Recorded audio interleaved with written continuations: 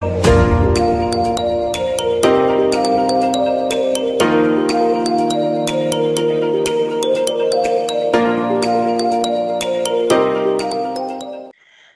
selamat malam teman-teman semuanya. Welcome back to my YouTube channel Living Overseas by Imron Zulfikar. Sebagaimana judulnya Living Overseas, jadi kali ini kita akan membahas tentang kehidupan di luar negeri. Aku sudah punya teman yang hari ini aku ajak untuk sharing dan cerita-cerita tentang pengalaman dia tinggal di luar negeri. Tidak hanya itu, kita juga membahas hal-hal lain karena yang aku datangkan kali ini itu sangat menginspirasi orangnya dan dia juga dapat beasiswa penuh berkuliah di luar negeri. Dia tinggal di New York.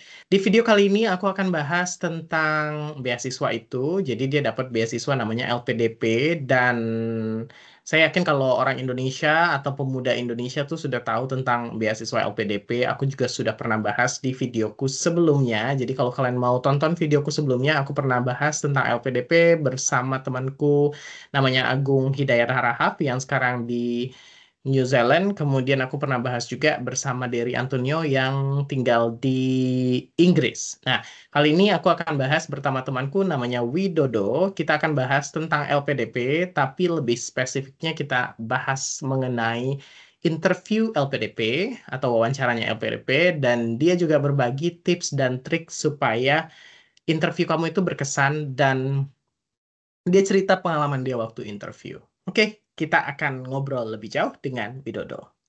Oke, sekarang sudah hadir bersama kita Widodo, teman aku yang dia tinggal di Amerika Serikat, tepatnya di New York, dan dia berkuliah master degree di New York University. Widodo, apa kabar Widodo? Hai Im, baik-baik. Kamu apa kabar? Alhamdulillah baik.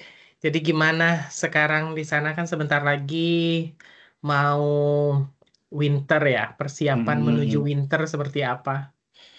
sebenarnya udah mulai dingin ya, kayak udah mulai di bawah 10 degrees itu kayak aku keluar udah pakai jaket tebal. Mm-mm. Udah mulai ngeluarin heater juga. Karena kadang-kadang Mm-mm. malam tuh kayak bisa kayak 4 degrees kayak gitu. Tiba-tiba kayak aku kedinginan kayak gitu. Mm-mm. Udah bisa kenalkan diri deh sama followers aku. Salam kenal, aku Widodo. Sekarang aku lagi melanjutkan S2 di New York University dengan beasiswa LPDP. Dan sekarang udah masuk tahun kedua, aku di New York University, jadi udah hampir selesai sebenarnya kuliahnya.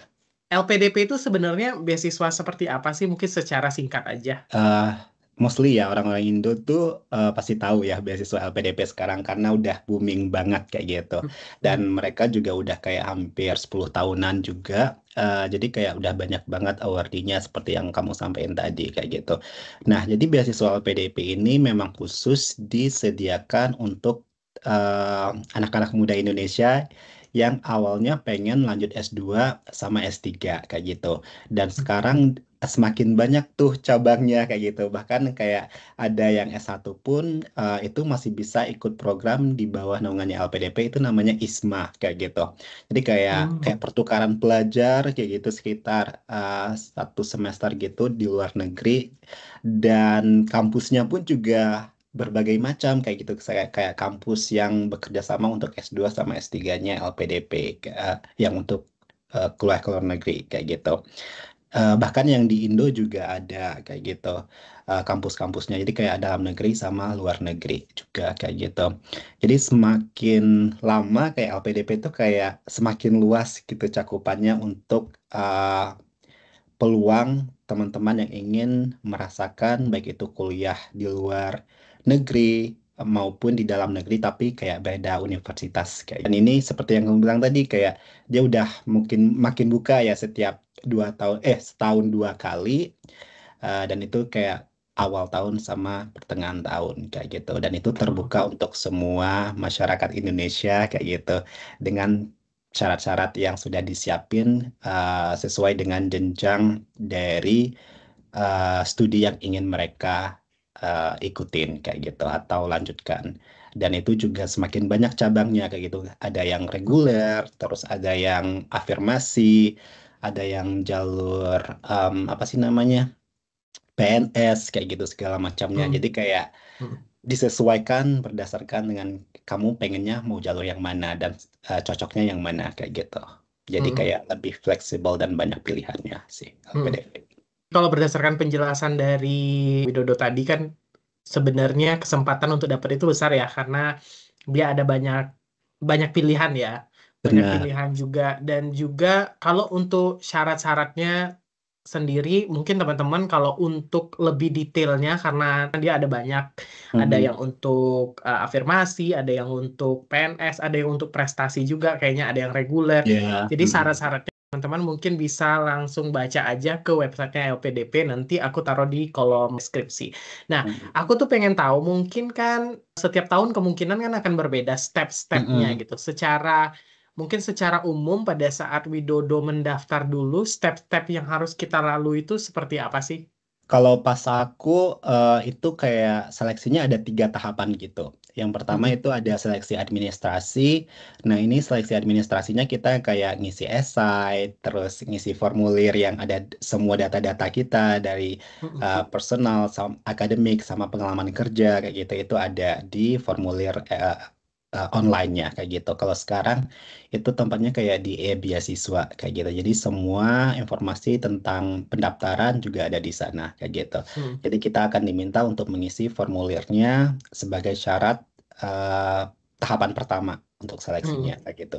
Nah, kalau sudah melewati seleksi berkas atau seleksi administrasinya, maka akan ada seleksi ah, bakat skolastik dan itu pun karena waktu itu aku daftarnya nggak pakai LOE kayak gitu. Jadi aku belum mm, diterima di universitas yang aku pengen. Akhirnya aku harus mengikuti bakat skolastik. Tapi kalau buat teman-teman yang udah daftar LPDP terus udah punya LOE-nya dari mm, universitas itu bisa skip nih satu tahapan yang ini kayak gitu. mm, mm, Nah, yang tahapan terakhir, yang ketiga itu adalah tahapan wawancaranya kayak gitu. mm, Nah, tahapan wawancara ini juga setiap orang pengalamannya beda-beda pastinya ya. Karena mm, yang interviewnya banyak kayak gitu, mm. berbagai orang yang interview. Dan kemarin pas aku itu interviewnya masih online ya, karena waktu masa-masa udah mau selesai COVID gitu. Menurut Widodo nih, dari ketiga tahapan tersebut yang paling paling menegangkan kali ya, Mhm. interview kali ya. Nah, jadi aku kepo Mhm. perihal itu tuh. Iya bener banget. Jadi yang paling deg-degan ya interviewnya kan kayak gitu. Karena kita langsung berhadapan sama orangnya. Jadi kayak orangnya tuh langsung ngenilai kan kayak gitu. Ini lolos Ya. nggak lolosnya pasti kayak poin besarnya ada di sana kayak gitu. Karena orang nilai pun juga menurutku bisa aja subjektif kayak gitu. Iya. Karena kan kayak eh, cara pandang mereka, cara komunikasinya kayak gitu. Kalau mereka ngerasa nggak cocok pas kita lagi interview, bisa aja kan kayak gitu. Iya. Nggak dilolosin kayak gitu. Jadi yang paling deg-degan ya bagian interviewnya sih menurutku. Kalau suasana interviewnya tuh pada saat itu tuh gimana? Kan waktu itu online ya. Mm-mm. Mm-mm. Suasananya seperti apa? Apakah seperti kita sekarang ini, atau ada beberapa orang, atau masing-masing tapi beberapa kali? Gimana suasananya pada saat itu? Kalau pas waktu aku itu interviewnya kayak interviewernya itu ada 3 plus satu Mm-mm. moderatornya kayak gitu. Mm-mm. Jadi kayak berasa interview kerja online gitu ya. Ah, ah, ah, ah. Oh, Jadi berat, kayak tapi dalam satu waktu yang bersamaan di satu device gitu ya. iya benar dalam Oke. satu waktu yang bersamaan, cuman mereka gantian nanyanya kayak gitu. Mm-mm.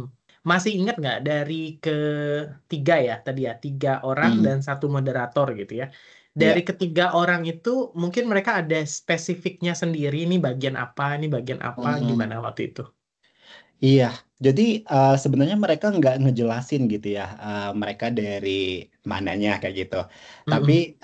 secara garis besar, kalau biasanya di LPDP itu ada yang kayak dari segi keilmuan kita, misalkan aku ngambil pendidikan, pasti orang yang interview pasti ada yang spesial di bidang pendidikannya kayak gitu.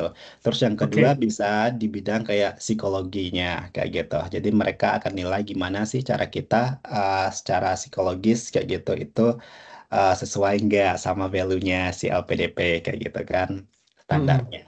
Terus yang satu lagi itu bisa aja yang secara generalnya kayak gitu, atau Mm-mm. bahkan kadang-kadang tuh ada dua juga yang dari bidang pendidikan yang sama kayak gitu. Mungkin mereka lebih ke risetnya kayak gitu, atau Mm-mm. secara atau juga ada yang kayak benar-benar yang di bidang kepemimpinan kayak gitu yang berhubungan sama nilai-nilai LPDP kayak gitu. Dia juga akan lihat di situ sih. Tapi kalau secara garis besar kemana aku ngerasanya kayak ada dua di bidang pendidikan, karena aku Mm-mm. ngambil jurusan pendidikan, terus yang Mm-mm. satunya itu kayak ya di bagian psikologisnya, karena dia lebih banyak nanyain secara personal kayak gitu, karakter-karakter kayak gitu. Jadi Mm-mm. aku ngerasa kayak mereka pengen tahu secara psikologis aku gimana Nah, kayak gitu. waktu itu durasi interviewnya itu berapa lama? Durasinya menurutku cepat ya, kayak 30 sampai 40 menitan kayak gitu. Oke, gambaran kita aja pada saat itu ditanya pertama itu apa dan kamu jawabnya tuh seperti apa pada waktu itu. eh yang pertama aku ditanyain kayak aku lupa exactly what is the questions. Tapi seingatku mereka nanya kamu akan kuliah di mana kayak gitu. Mm-mm. Karena aku waktu itu belum punya LOE kan, terus Iya. aku langsung naruh 3 universitas kan kayak gitu. Mm-mm. Terus langsung ditanya kamu akan kuliah di mana dan kenapa kayak gitu. Terus kaget Oke. kan. Pertanyaan pertama langsung kayak what kayak gitu. Mm-mm. Langsung Terus mikir. jawabnya waktu itu gimana meyakinkan mereka?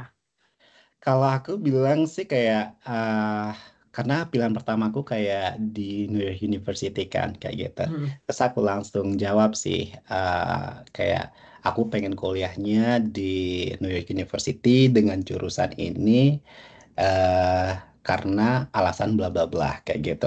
Karena waktu itu memang kayak aku pengen kuliah ke sana tuh kayak berhubungan sama pekerjaanku saat itu kan yang ada di NGO kayak gitu. Jadi aku benar-benar mengangkat kayak apa yang aku temuin di lapangan dari pekerjaan aku itu, terus Ya. itulah yang membawa aku pengen lanjut S2 dan di universitas itu. Kayak gitu. Kalau dari yang bagian yang menurut kamu pada saat itu adalah psikolog, itu ya, Heeh. itu pertanyaannya pertanyaan pribadinya lebih seperti apa? Tuh dia nanyanya waktu itu.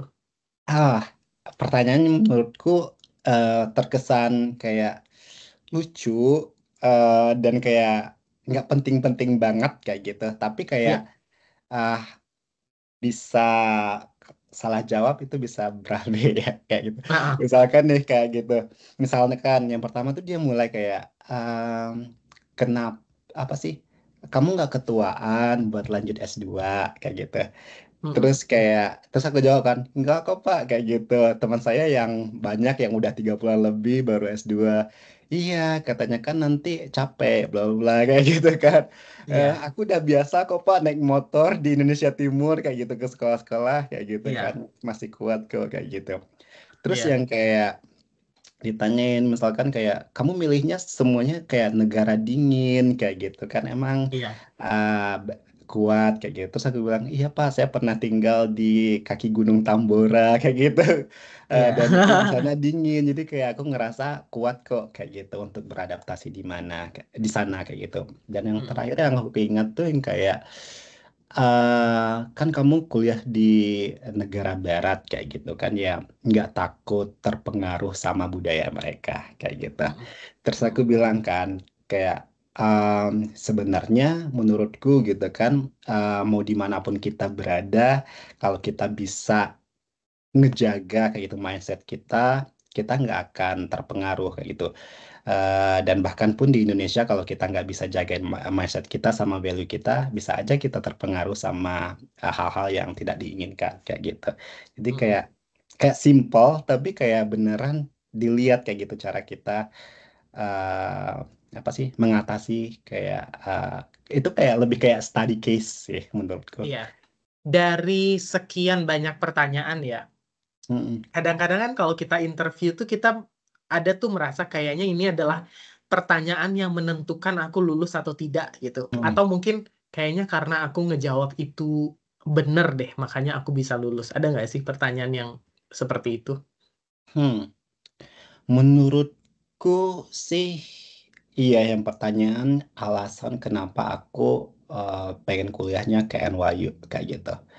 Dan Oke. di situ aku beneran kayak ngasih secara detail kenapa aku ke sana Mm-mm. dan jurusannya kenapa. Kayak Mm-mm. menurutku kayak beneran alasannya tuh udah kuat kayak gitu dan aku yakin kayak gitu bahkan karena ada kayak follow up pertanyaannya kan kayak gitu misalkan Mm-mm. nih kayak kenapa kamu nggak ke Jepang aja kan kamu punya teman orang Jepang nih kan kayak salah satu rekomendasimu orang Jepang kayak gitu kan terus Iya. aku bilangin kan iya Pak dia orang Jepang tapi juga American kayak gitu. Ah, ah. Kayak dan sebenarnya dia juga alumni dari NYU kayak gitu kan. Jadi aku Iya. dapat insight-nya jauh lebih dalam ke sana kayak gitu. Dan Mm-mm. menurutku ya jurusanku nggak sesuai dan nggak aku temuin kayak misalkan kalau harus ke Asian countries kayak gitu termasuk Jepang kayak gitu. Jadi Mm-mm. kayak beberapa setelah aku jawab pun kayak gitu secara thoroughly, secara detail itu mereka ngasih kayak beberapa follow up questions kayak gitu yang di bagian itunya kayak gitu. Mm-mm.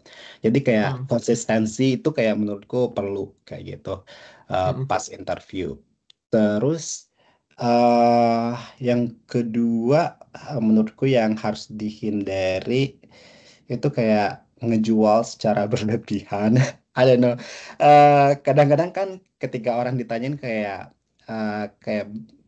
banyak kayak mereka udah tahu kayak gitu ya kayak prestasi-prestasi kita tapi kayak kadang-kadang tuh ketika digali apalagi ya sama psikologi itu mereka pintar ya kayak Mm-mm. ngemancing kita kayak gitu tapi kalau kita Mm-mm. nggak bisa ngerem itu jatuhnya bisa aja nanti bisa jadi jumawa kayak gitu kan atau Mm-mm. kayak merasa udah paling benar kayak gitu. Mm-mm. Salah satu tips juga yang aku dapatin dari temanku yang lulus LPDP sebelumnya dia bilang eh, kayak terkadang kita harus mendengar juga apa yang disampaikan dari si pewawancaranya kayak gitu. Mm-mm. Jadi nggak Mm-mm. cuman hanya ngomong, tapi kadang-kadang kita juga harus kayak ngerem terus dengerin nih.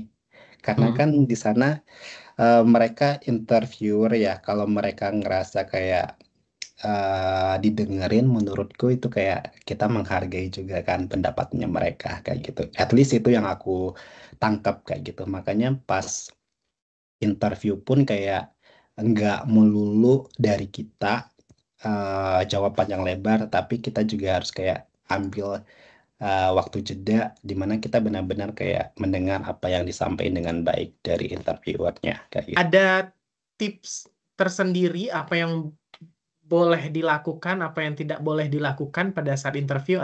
eh Kalau menurutku sih sebelum interview beneran harus baca dan paham. Bukan baca sih, menurutku lebih dipahami isi dari formulir yang kalian submit kayak gitu. Karena mostly Oke. pertanyaannya itu nggak akan jauh tuh dari formulir tersebut kayak gitu. Karena kan kita udah banyak ya masukin kayak identitas kita, terus pengalaman kita, bahkan kayak alasan kenapa kita pengen lanjut S2 itu udah ada semua ya seharusnya di formulir administrasinya kayak gitu. Dan di interview mereka tuh kayak lebih menggali lebih dalam dari statement-statement kita itu kayak gitu. Mm-mm. Jadi dibandingin ngebaca, kan mostly orang bilang kayak baca lagi ya, baca lagi. Menurutku bukan hanya sekedar dibaca, tapi benar-benar dipahami kayak gitu. Mm-mm. Tulisan-tulisan Mm-mm. kita kayak gitu yang udah disubmit. Karena disitulah mereka akan benar-benar kayak menggali lebih dalam pertanyaan-pertanyaannya berangkat dari situ. Buat teman-teman ya, buat subscriber atau followers aku yang ngikutin atau yang nonton video ini, kenapa orang-orang pelajar Indonesia atau anak muda Indonesia itu berburu LPDP? Hmm, Karena memang yang kita dapatkan itu banyak sekali dan kayak iya. gratis ya, seluruhnya itu tuh gratis Hmm. dibiayain oleh negara. Mungkin Widodo bisa jelaskan apa sih benefit yang didapatkan dari beasiswa LDP, kenapa sampai ribuan orang daftar Hmm. setiap tahunnya. Iya bener banget kalau LPDP itu kan kayak fully funded semuanya dibiayain kayak. ketika kita udah diterima gitu ya. Ya. Ketika udah lulus beasiswa LPDP itu semua ditanggung, misalkan nih tiket kepulangan dan kepergian gitu ya, terus juga kayak settlement allowance kayak itu, misalkan sebelum berangkat kita udah dikasih uangnya kayak gitu kan, setengahnya kayak gitu. Nah Hmm. terus tiap bulannya selama masa kuliah pun juga akan dikasih kayak gitu untuk selama masa kuliah di sana. Plus juga kalau kita ada riset ataupun ikut conference itu Hmm. juga ada dananya kayak gitu yang mereka kasihin kayak gitu. Jadi kayak beneran ini sih kayak ngebantu sih, kayak karena nggak banyak ya kayak beasiswa Hmm. yang bisa ngasih begitu banyak Hmm. dananya untuk award-awardnya kayak gitu. Oke nih, buat teman-teman yang mau daftar LPDP, mau tanya-tanya, bisa langsung tanya ke Widodo. Widodo juga punya YouTube channel. Mm-mm. Nanti YouTube channelnya Widodo aku taruh di kolom deskripsi ya. Kalau kalian mau Ya. subscribe, silahkan subscribe Widodo. Kalau misalnya ada pertanyaan seputar video yang sekarang, kalian Mm-mm. bisa taruh pertanyaannya di kolom komentar. Jangan lupa, nanti kita akan ketemu lagi di video berikutnya. Aku masih akan ada beberapa video yang akan dibahas dengan Widodo. Buat Mm-mm. kalian yang merasa video ini berguna buat teman kalian juga, silahkan di-share dan di-like. Dan jangan lupa untuk di-subscribe. Terima kasih. Sampai ketemu di video berikutnya. Bye. Thank